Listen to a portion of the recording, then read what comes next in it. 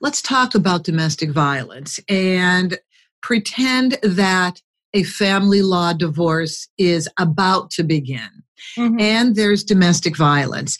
First of all, Lamore, in order to use domestic violence as a piece of the divorce, don't you have to have evidence? Can we talk about what would constitute declaring domestic violence and having it be something that affects different pieces of the divorce?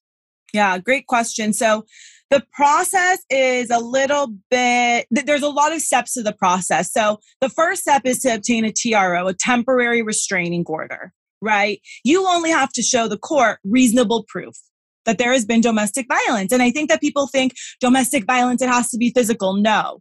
Domestic violence includes disturbing the peace. It includes emotional abuse. It includes coercive control, right? So you can go in with a declaration that says this person threatened to kill me, or this person has been texting me 300 times a day, or this person has been impersonating me on the internet, right? Or they won't let me access my bank accounts. These things, right? As long as there is a domestic relationship between the couple, that's a domestic violence restraining order request.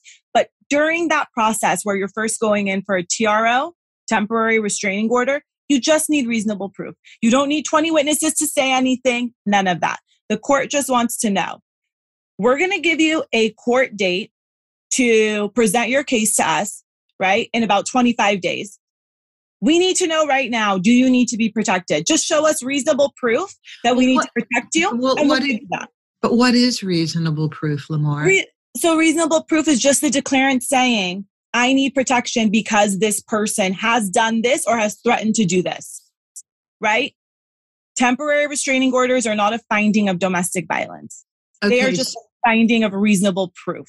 You don't need text messages and photographs? It helps, but you don't need that for a temporary restraining order.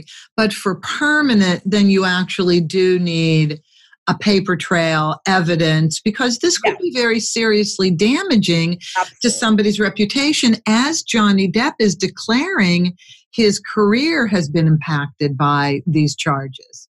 Right, exactly. So after the temporary restraining order, you get a date for a permanent restraining order, and it's really up to 5 years, right? We call it a permanent restraining order. It's up to 5 years. If you renew it, it could be permanent, but let's just not even talk about that part of it.